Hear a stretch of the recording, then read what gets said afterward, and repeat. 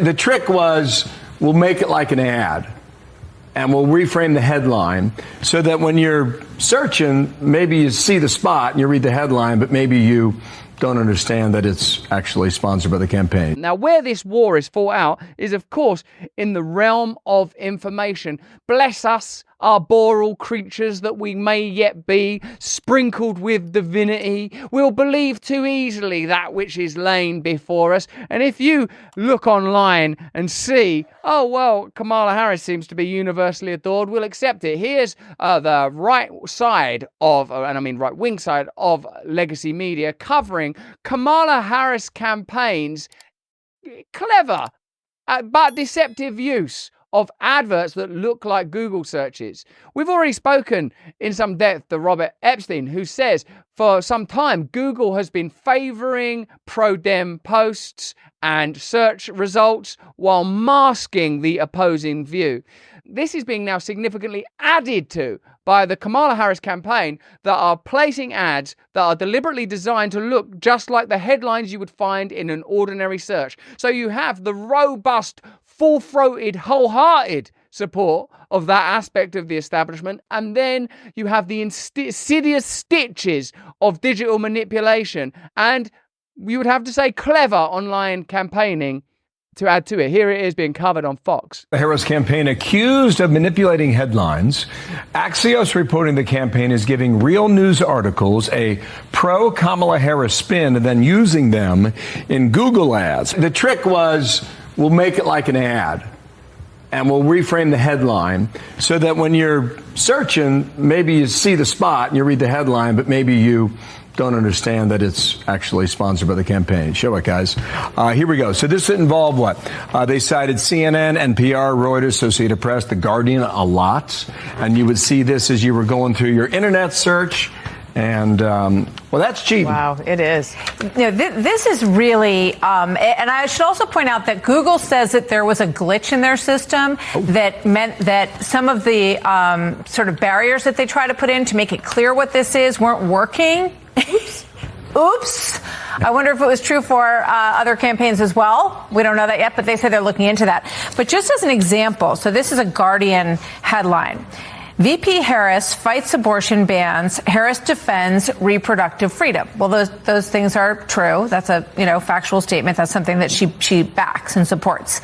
But then they have a description under the headline. So you know how there's a headline when you read a news story, then there's an under headline that you read in the news story. But it says this: VP Harris is a champion for reproductive freedom and will stop Trump's abortion bans. So the second line in what looks like a news story is actually a campaign slogan, a campaign statement. And, we all look at so much information, take in so many things so quickly throughout the day, right?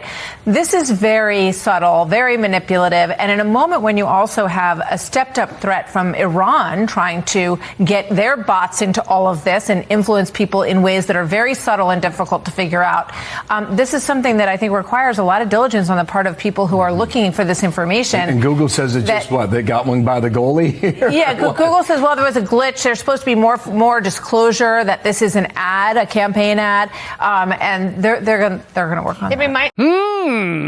Interesting.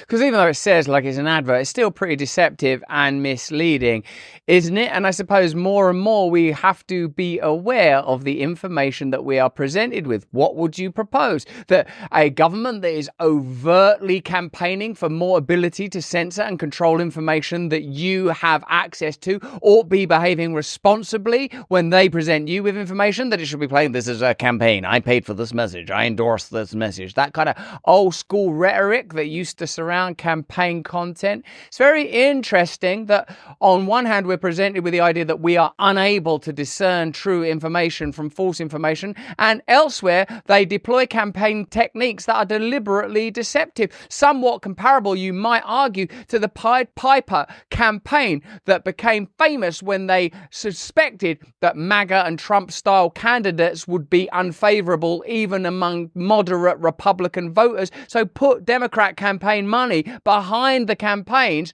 of Republican candidates that they regarded to be incendiary or unappealing. What extraordinary deception goes on in the name of truth and authenticity? Contrast that with the kind of sort of pie-eyed wonder and lack of discernment that defined the Vox Pop Kamala campaign supporters earlier there, who couldn't even come up with something that Kamala Harris believed in. Is she a border czar? Is she not a border czar? Speaking even about reproductive health, where I figure that the Trump advanced position is let the states decide, claiming that Trump wants control over reproductive health seems disingenuous. Again, it seems that we're in for a presidential campaign where hysteria around the capacities and intentions of Trump, and I say capacities because the American Constitution and institutions of government, if they're worth anything, should present someone marching unopposed into despotism, and intention because he ain't said anything other than the odd joke that suggests that he would be interested in that. And what I mean is when he said there'll be a bloodbath, he was talking about tariffs. When he said dictator for a day, he was sort of joking about drilling and the wall. So what I would say to you is that if there is concern about misinformation, don't engage in misinformation. Let's have a look at this in a little more depth with this article.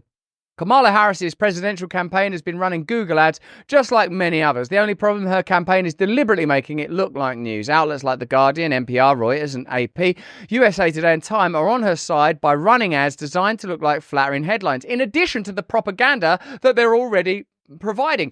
I've noticed how many establishment intellectual lefties are sort of fully behind Kamala Harris, and indeed the other globalist candidates and leaders, like the globalist authoritarians that run my country now, enjoy the support of the left because there is this sort of willingness to embrace the idea that this is the lesser of two evils. Wasn't that the whole Biden campaign, that Trump is so awful, we have to have Biden? And isn't this campaign, once again, Trump is so awful? And aren't we being invited again and again to quake in continual terror that some demonic force will take over if we don't entrust our nations and our planet to these bureaucrats who don't seem to me to have any real ideals or real care for ordinary people? Whether it's for complex social geographic reasons or for the ascent of AI and technology, it's clear that the professional media class that once had at least a conversational affiliation with working people now condemn them and look for further reasons to continue to condemn them, with the word racist almost being a synonym for working class these days. We can't continue to bring you this beautiful content without the support of our partners. Oh, when the saints come marching in, we want to be among them, don't we? So why don't you take a 7-day journey with Hallow through the lives of incredible saints? The challenge kicks off with Joe Mazzulla, the coach of the Celtics, and San Sebastian, the patron saint of athletes. It's been the Olympics, and we need to reclaim it for spiritual people, and in particular Christians, don't we? Rhea Wahlberg leads meditations, and Jonathan Rumi, Jesus is my body double, takes us through powerful stories of saints. The series ends with Father David Michael Moses and Blessed Pier Giorgio Frassati. Saints in 7 Days explores the rich stories of their journeys to sainthood, filled with God's grace and glory, and also the human struggles, great suffering, mistakes, and a profound need for God's mercy. The hard thing to accept is saints aren't that much different from us, you or I. Do we have the potential to become saints? Are we ready for that level of suffering and pain? Because you don't often read about saints and go, you know, they lounged about, they thought about themselves all the time, they was on the couch, they was on the sofa, they was just basically relaxing. No, they were striving. Download Hallow today. Strive to become a saint. Go to hallow.com/brand. It's Hallow as in hallowed be thy name. HALLOW. Hallow.com/brand today and join the saints.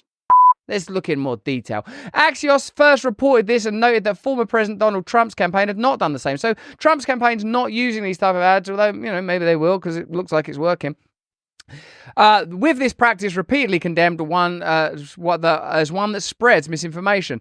Though the practice does not technically violate Google's policies, with a spokesperson saying sponsored content is easily distinguishable from search results. It looks shockingly deceptive. We all saw it then, and we all saw that the intention is to deceive. And while we're in the midst of a giddy maelstrom of apparent censorship around misinformation, why would a presidential campaign be engaging in propaganda that is deliberately deceptive? Fascinating, almost as if there are no principles, there are no values, almost as if the world has already been captured by a dark ideology, and that only we as individuals, through the true embrace of real principles, can oppose them.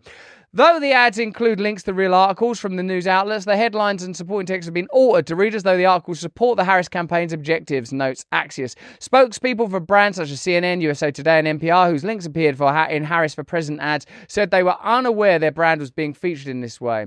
And an unconvincing response from the culprits themselves. A source familiar with the Harris campaign ads team said the campaign buys search ads with news links to give voters searching for information about Vice President Harris more context. We just want to give you the context where we can resume control over your consciousness digitally, your ideology through propaganda, and all aspects of your freedom, while patronizingly telling you that we believe in truth. What an extraordinary campaign. What a bizarre cult the globalists operate. What an incredible opportunity we have individually and collectively to peacefully oppose them.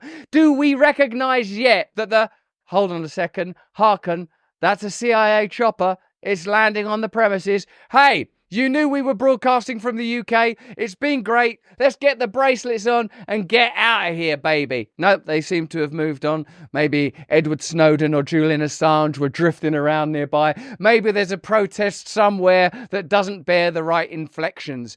So, I would say this to you.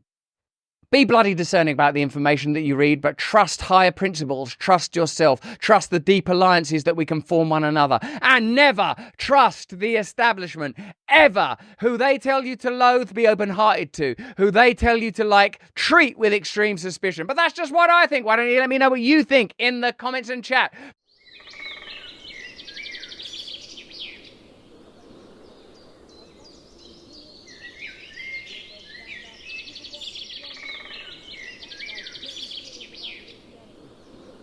Hey, thanks for watching. If you want to see more uncensored content where free speech can flourish, join our live stream. Click the link right here to watch the next video if you want to, or become a member of a growing movement. Download the Rumble app and you'll be informed every time we make a new piece of content. Stay free.